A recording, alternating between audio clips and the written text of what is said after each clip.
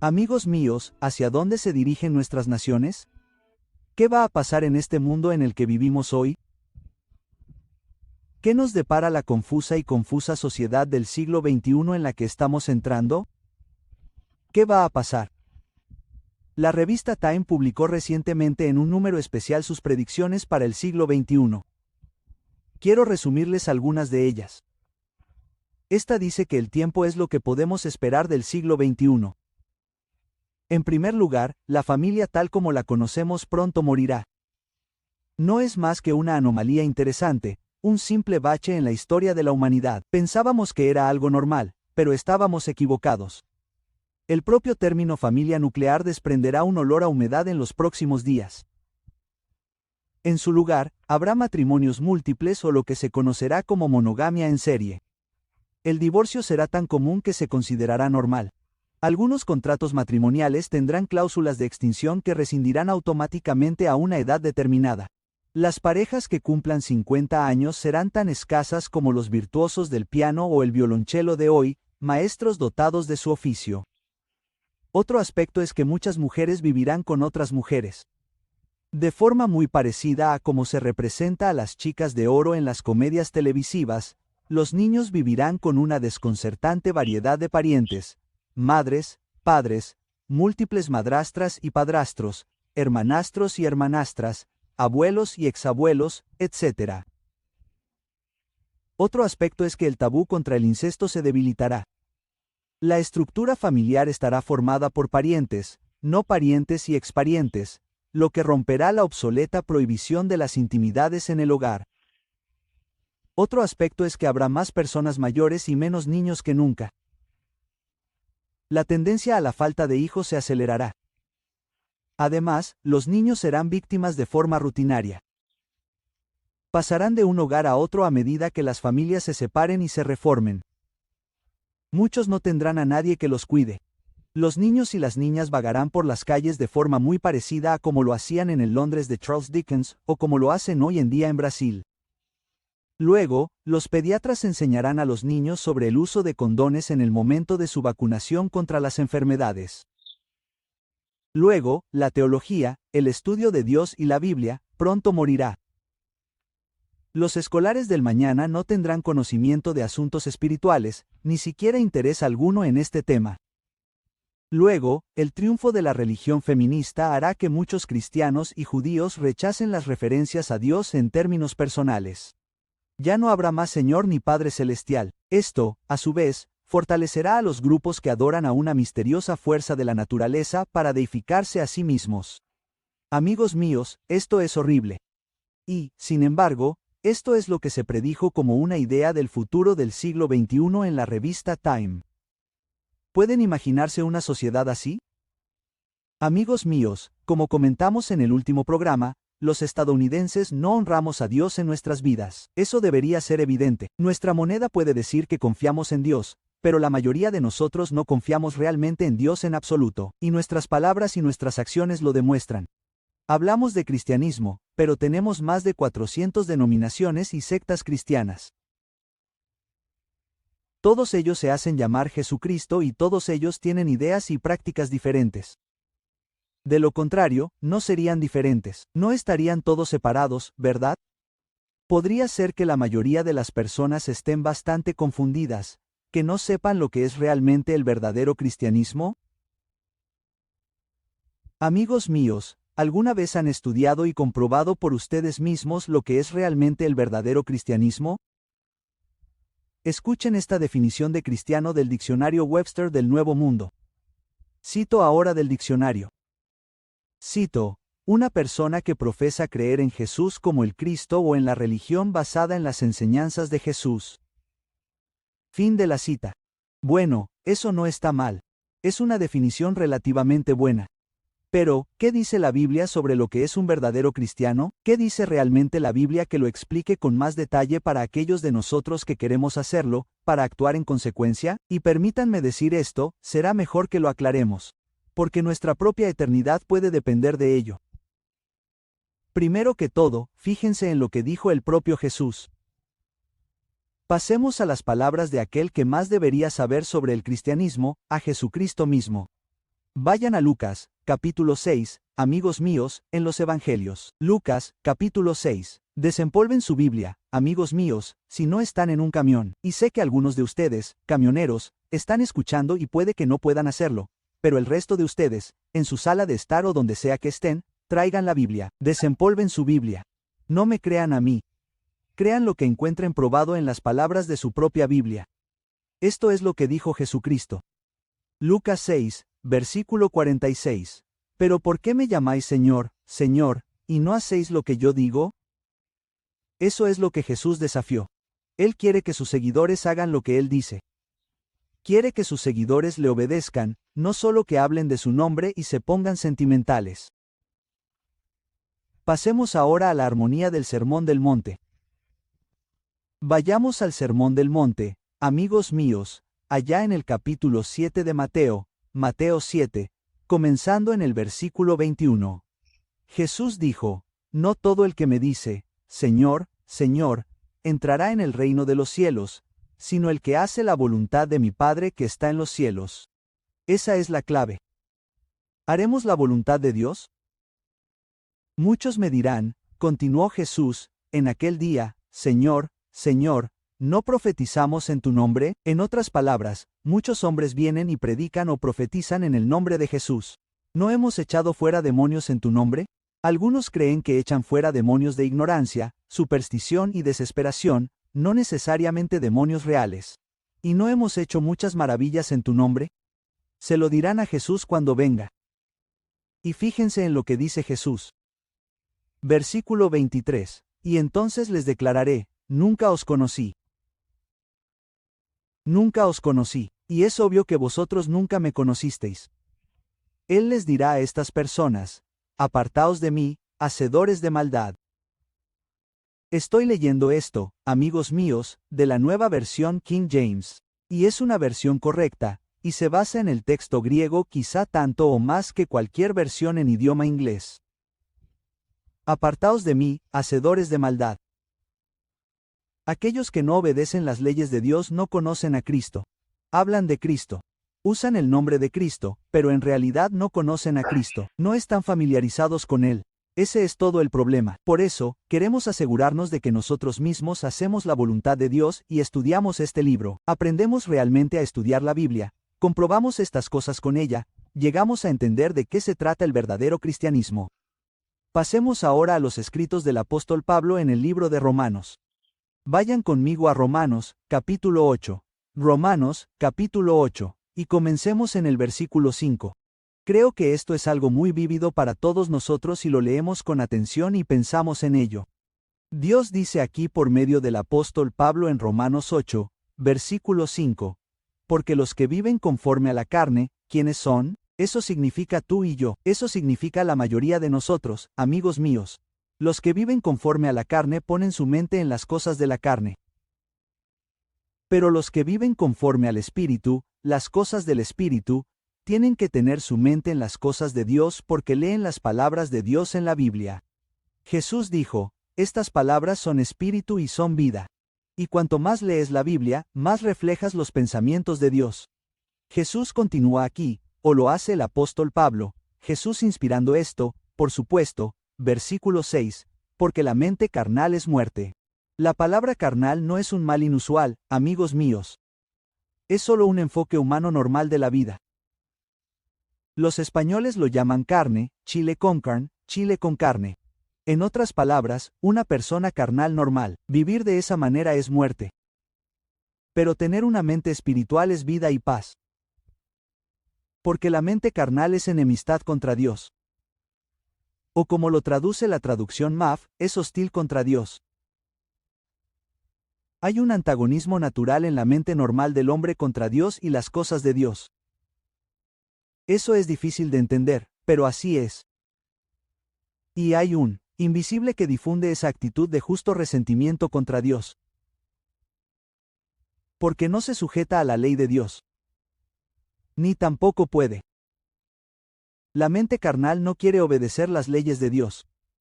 No sé por qué, excepto por la influencia de Satanás, el hombre parece resentirse con la idea. Dice que las leyes de Dios son demasiado difíciles. Las leyes de Dios son demasiado duras. Las leyes de Dios están clavadas a los diferentes dioses del apóstol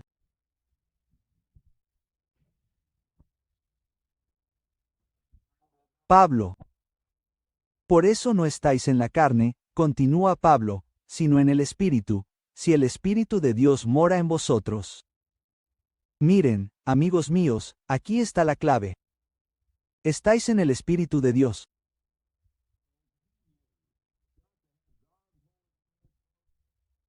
Ahora bien, si alguno no lo hace, no es de él. Y me gustaría señalar que solo hay un Espíritu Santo, no dos. Es el Espíritu de Dios Padre. Viene a nosotros por medio de Jesucristo, no dos espíritus. Por lo tanto, el Espíritu de Dios y el Espíritu de Cristo son uno y el mismo. Y si no tienes el Espíritu de Cristo, dice él, no eres suyo. Por lo tanto, tenemos que tener el Espíritu Santo para convertirnos. Tenemos que tener el Espíritu Santo para ser cristianos. Es tan simple como eso. Ahora bien, la última vez señalé en Hechos 2:38 de la mañana que tienes que arrepentirte y ser bautizado. Arrepiéntete de tus pecados, de quebrantar las leyes de Dios, bautízate, sé enterrado en una tumba de agua, y entonces tus pecados serán perdonados, y se te dará el Espíritu de Dios como un regalo, y entonces podrás resucitar, por supuesto, para caminar en novedad de vida. Por lo tanto, recibir el Espíritu de Dios depende de que te arrepientas de tus pecados, de que aceptes a Jesucristo como tu Señor, tu Salvador, tu sumo sacerdote y tu Rey venidero. Entonces puedes tener a Cristo viviendo su vida en ti porque has hecho un pacto con Dios y con Cristo para obedecer, servir y guardar los mandamientos de Dios.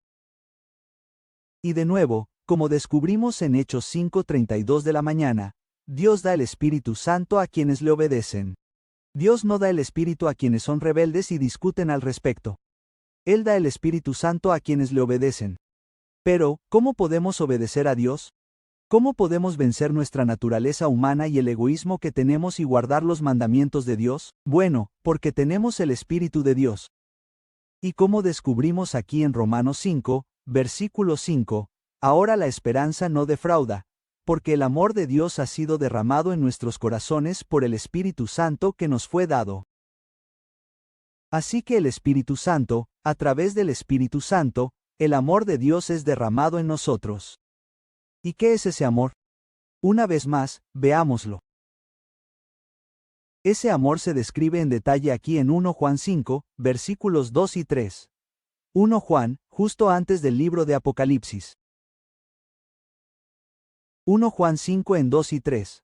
Dios dice aquí por medio de Juan, en esto conocemos que amamos a los hijos de Dios, cuando amamos a Dios y guardamos sus mandamientos. Esa es la clave. Tienes que amar a Dios y guardar sus mandamientos. Y entonces sabrás que amas a los hijos de Dios. Porque este es el amor de Dios. Esto es lo que es, el amor que recibes por medio del Espíritu Santo. Este es el amor de Dios, que guardamos sus mandamientos. Y sus mandamientos no son gravosos. No, no son demasiado difíciles de guardar. Son la forma de vida que, como hemos visto descrito, son la ley de libertad que nos daría libertad en nuestras propias vidas. Libertad en toda nuestra sociedad de la miseria, el sufrimiento, el asesinato, el asalto, el robo, la violación, la hostilidad de unos contra otros que tenemos en la sociedad hoy en día. Si las personas se arrepintieran, comenzaran a guardar la ley de Dios como una forma de vida. Ahora, volvamos de nuevo a los escritos del apóstol Pablo. Vayamos a Romanos, capítulo 8, amigos míos. Romanos 8, y voy a empezar aquí en el versículo 12. Romanos 8, versículo 12. Pablo escribe, así que, hermanos, deudores somos, no a la carne, para que vivamos conforme a la carne. Porque si vivís conforme a la carne, moriréis. Como veis, no podéis vivir una vida normal y esperar vivir en el reino de Dios. Simplemente, defraudaréis de forma natural, quebrantaréis la ley de Dios. Tendréis egoísmo, vanidad, lujuria y avaricia. Y si vivierais para siempre en ese estado, seríais miserables y haríais que todos los demás lo fuesen. No podéis vivir conforme a la carne. Pero si por el Espíritu Santo que habéis recibido, hacéis morir las obras de la carne, viviréis. Porque todos los que son guiados por el Espíritu de Dios, estos son hijos de Dios. Esos son los hijos de Dios. Aquellos que son guiados por el Espíritu Santo de Dios, esos son los verdaderos cristianos. Nadie más lo es. Aquellos que son guiados por el Espíritu de Dios. Porque no habéis recibido el espíritu de esclavitud para estar otra vez en temor, sino que habéis recibido el espíritu de adopción, o como puede traducirse, Sol. La Nueva Versión Internacional y muchos otros expertos reconocen que puede traducirse Sol. Has recibido el espíritu de Sol, donde Dios pone su propia naturaleza en ti, por la cual clamamos Abba Padre. Clamamos a Dios, Papi, Padre. Una expresión personal profunda de cercanía e intimidad que podemos tener con Dios mismo si aprendemos a caminar con Dios, hablar con Dios, orar, estudiar y tener esa comunión profunda con Dios a lo largo de toda nuestra vida que debemos tener. El Espíritu mismo da testimonio a nuestro espíritu de que somos hijos de Dios. Amigos míos, debemos reconocer que este espíritu externo viene y nos ayuda de una manera que es humanamente imposible. Tenemos ayuda externa, amor externo, gozo externo, paz, fe externa y sabiduría que vienen a nosotros a través del Espíritu Santo. Verdaderamente, podemos vivir una vida cristiana más allá de lo que la fuerza humana haría posible a través del Espíritu de Dios. Y por cierto, si desean tener parte de este material impreso, quiero que nos escriban o nos llamen y comiencen a obtenerlo. Escriban hoy para obtener nuestro folleto gratuito. ¿Qué es un verdadero cristiano? ¿Qué es un verdadero cristiano? Envíen sus cartas a Rod Meredith, Box 5500. Ese es el apartado de correo 5500. Glendora, California 91740. O quizás la mayoría de ustedes prefiera llamar a nuestro número gratuito 1800 a 9.591.641. Ese es 18.009.591.641. ¿Quieren llamar a ese número y desean solicitar este folleto gratuito? ¿Qué es un verdadero cristiano? Y entonces entenderán mucho más acerca de estas tremendas oportunidades que tenemos a través de la misericordia de Dios, la misericordia de Jesucristo, la ayuda externa del Espíritu Santo de Dios para ayudarnos a vivir vidas diferentes, vidas que nunca podríamos vivir por nuestra cuenta.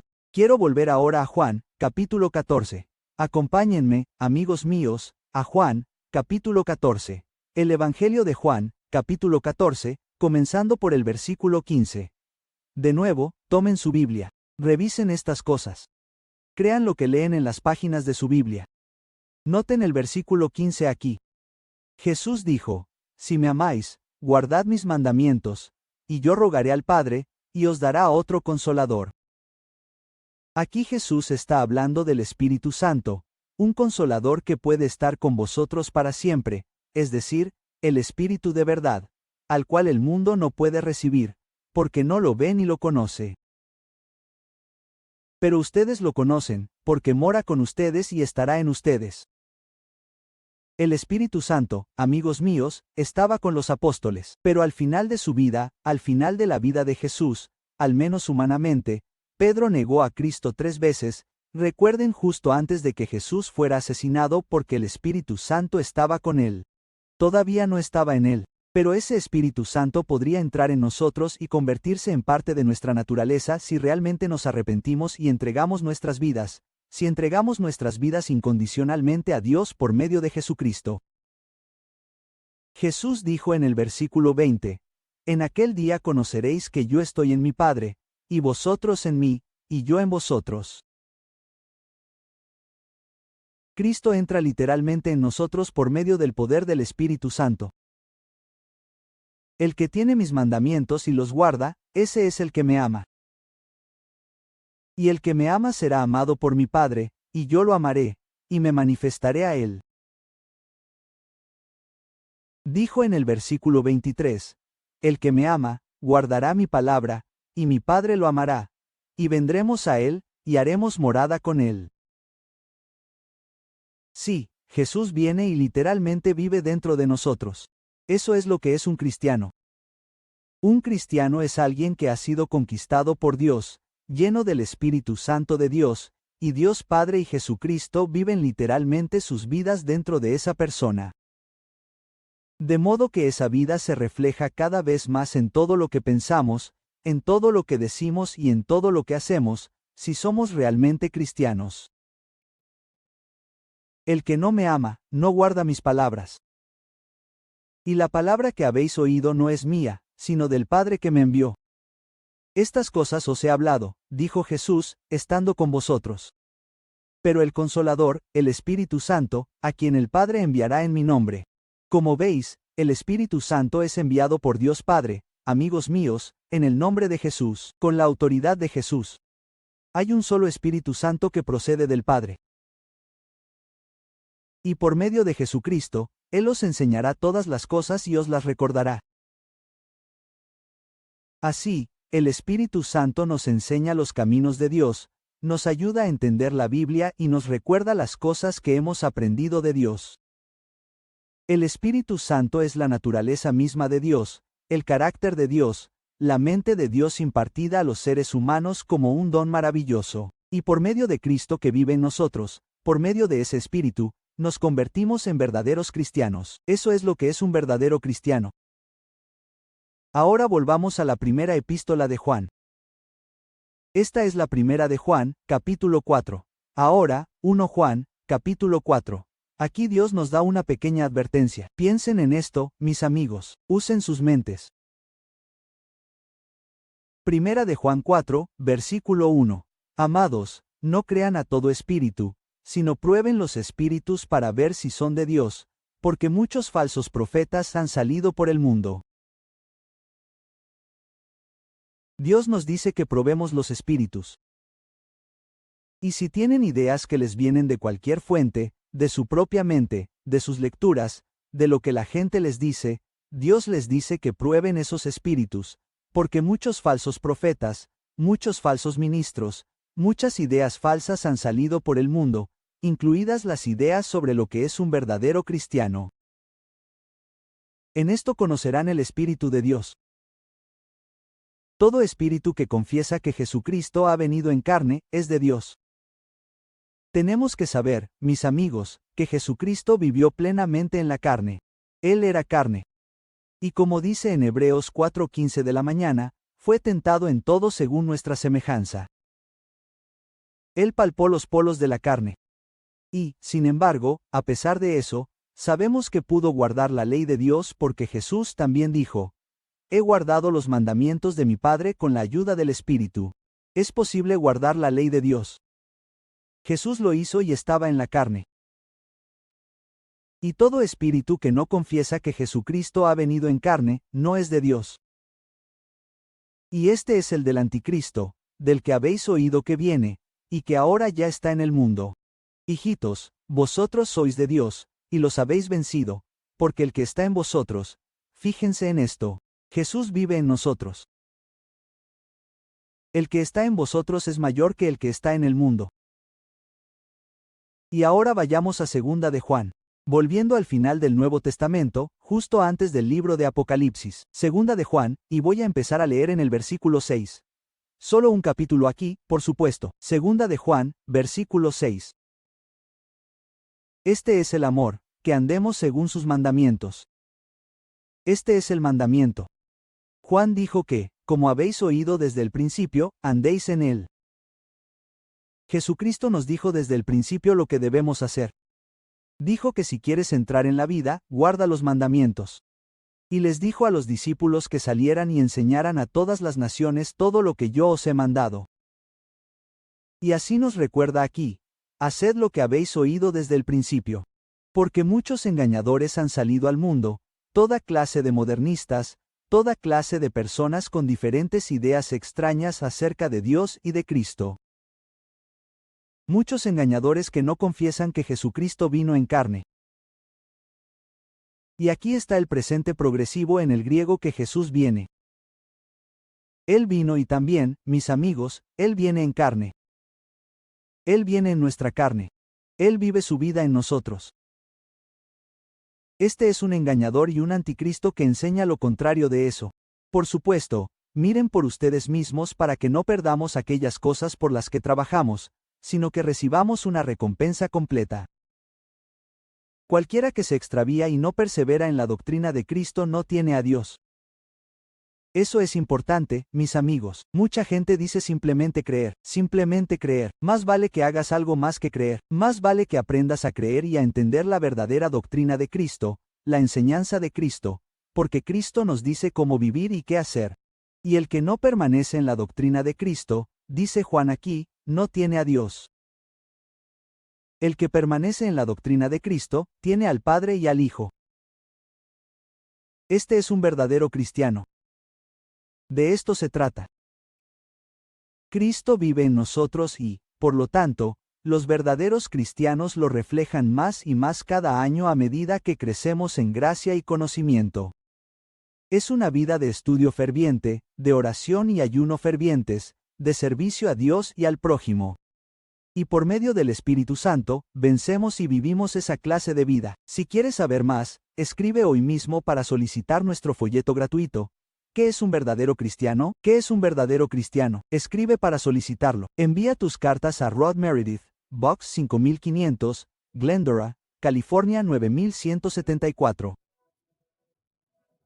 O llama a muchos de ustedes les gusta llamar a nuestro número gratuito 1800 a 9.591.641. Es decir, 18.009.591.641. El mundo que nos espera está patrocinado por la Iglesia Mundial de Dios. Así que escriban o llamen hoy y pidan nuestro folleto gratuito titulado ¿Qué es un verdadero cristiano? Y sintonicen la próxima semana un programa especial de profecía. Les habla Rod Meredith despidiéndose hasta la próxima.